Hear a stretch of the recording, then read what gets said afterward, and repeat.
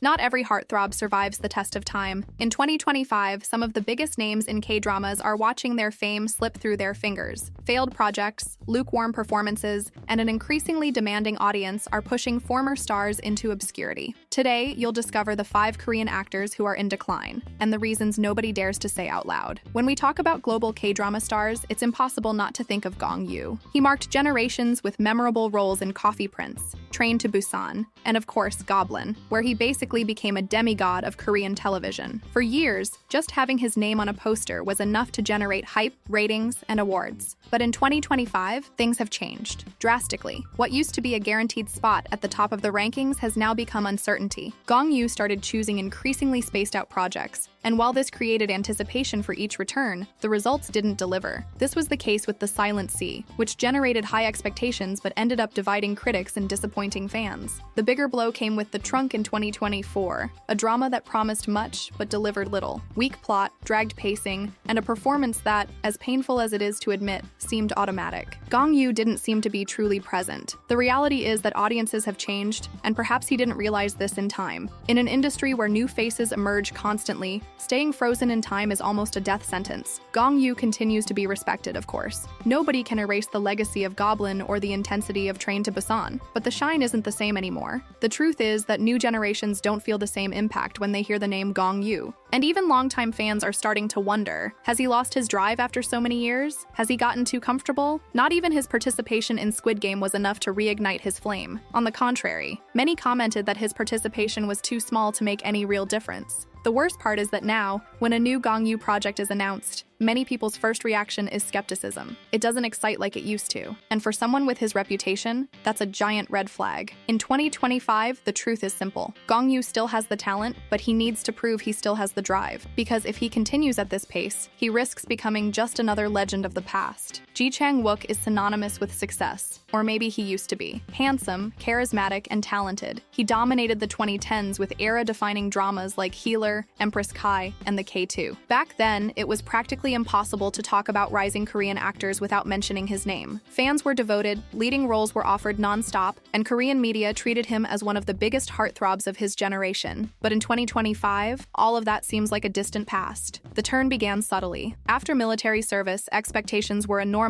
for his comeback, but the projects that followed didn't measure up. Melting Me Softly was the first stumble, a drama with potential that ended up being forgotten due to weak writing and low ratings. Then came Backstreet Rookie, which did attract attention because of some controversies, but couldn't sustain itself. What should have been the beginning of a new phase became a worrying sequence of failures. You could say Chang Wook entered a cycle. He accepts a new drama, audiences get excited, but the final result disappoints. Love Struck in the City, The Sound of Magic, If You Wish Upon Me, all passed without leaving a mark. The shine faded gradually, and despite still having visual appeal, critics and audiences began questioning his commitment, his choice of roles, and even his acting. Many say he's gotten comfortable with characters that are too similar, predictable, that challenge neither him nor the audience. The problem worsened with Queen Woo and Gangnam B-side, which besides being poorly received, were considered two of the biggest rating disasters of their respective seasons. And now, in 2025, My Name is Gabriel seemed to be his last attempt to bounce back. But again, it was a flop. Critics were harsh, and audiences simply didn't care. And that hurts more than any negative review. Indifference. Chang Wook stopped being an event. Before, when he premiered a new role, it made headlines. Today, it barely creates a ripple on social media. It's not hatred or cancellation.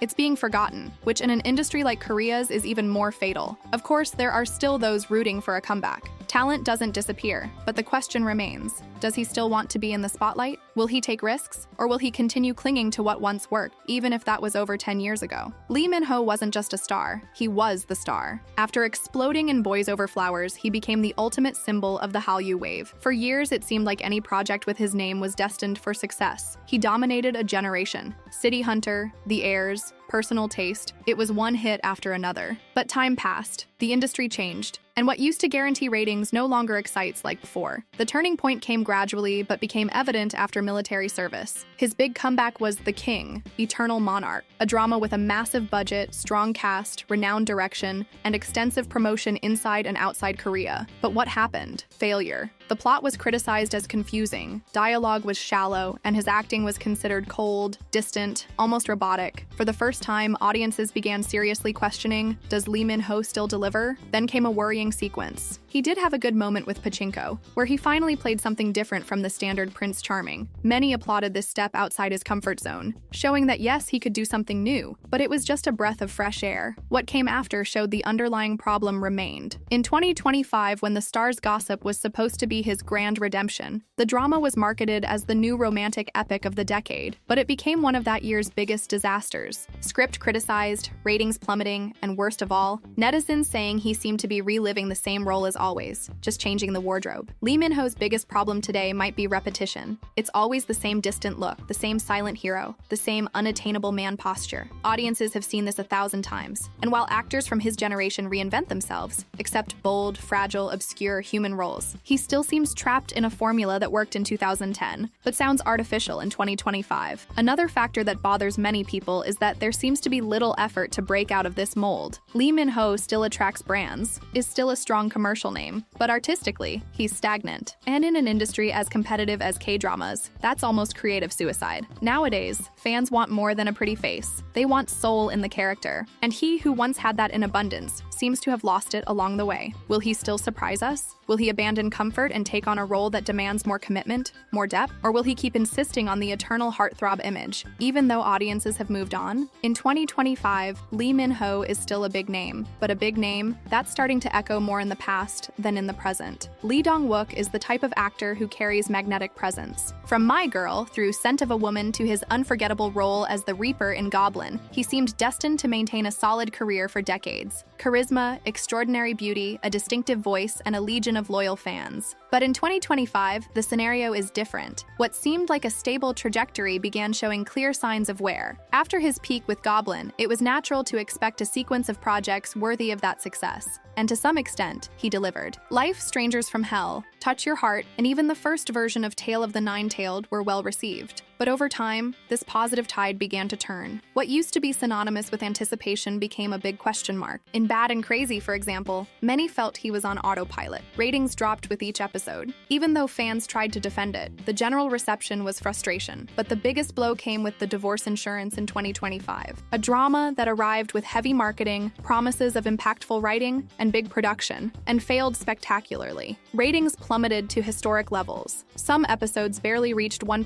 viewership. For TVN, it was shocking. One of the network's worst performances in years. And guess who got blamed? Him. Lee Dong Wook, who used to guarantee ratings, now became the name associated with disappointment. Criticism came from all sides. Many said he's been playing the same types of characters for too long, that he lacks freshness, boldness, willingness to take risks. Others went further. They claimed he seems tired on screen, as if he's acting out of obligation rather than passion. And when that happens, audiences feel it. They feel it and drift away. What's curious is that Dong Wook is still a beloved face. He has charisma, fans, and history. But in a market where each new star comes hungry, eager to show something different, getting too comfortable is an expensive mistake. And he's paying the price. If he wants to reverse this, he'll need more than just a good role. He'll need to completely reinvent himself, because in 2025, charm alone doesn't hold anyone's attention anymore. Yoo Sung-ho grew up in front of cameras. He started as a child actor and quickly won over audiences with his sweetness and natural talent. He was seen as the golden boy of Korean entertainment, the one who would make the perfect transition to adult roles. And for a while, he really delivered. His performance in Remember and I'm Not a Robot solidified his image as a sensitive actor with presence and depth. But in recent years, something changed, and not for the better. What was an ascending trajectory became a sequence of missteps. My Strange Hero was the first warning. Ratings below expectations, lackluster script, and criticism about the lack of chemistry in the main couple. The reaction was lukewarm, and for the first time, the name Yoo Sung-ho stopped being a differentiator. Then came Memorist and Moonshine, two dramas with interesting premises that failed to connect with audiences. The problem wasn't just the script, it was him. His acting seemed restrained, repetitive, as if he was reliving different versions of the same character. The strongest blow came in 2023 with The Deal. Few people watched, few people talked about it, and this silence says a lot. In a noisy industry like K-dramas, where hot names are everywhere, indifference is the worst kind of response. Many longtime fans began questioning whether he had lost his spark, or simply gotten comfortable in roles that no longer demanded anything from him. Critics began highlighting a pattern: introspective, mysterious characters actors that never explore anything new, a safe style, but worn out. Today, in 2025, Yoo Sung-ho lives through a relevance crisis. He hasn't committed scandals, hasn't done anything to tarnish his personal image, but artistically, he's faded. He's still young, has a lot of road ahead, but if he continues at this pace, he might fall definitively into the limbo of forgotten actors, that cruel space where audiences remember the name but don't feel like watching. Time is still on his side, but time also passes quickly, and audiences are impatient. Sung-ho will need more than a good script to bounce back. He'll need the courage to break the mold, take risks, show a side nobody expects. Because talent, he's always had that. But talent without boldness, in today's Korea, isn't enough. Now I want to hear from you. Which of these actors still deserves another chance? Drop a comment below. And if you enjoyed this video, go ahead and hit that like button, subscribe to the channel, and ring that notification bell. Because here, we say what nobody has the guts to say about what really goes on behind the scenes in K-dramas.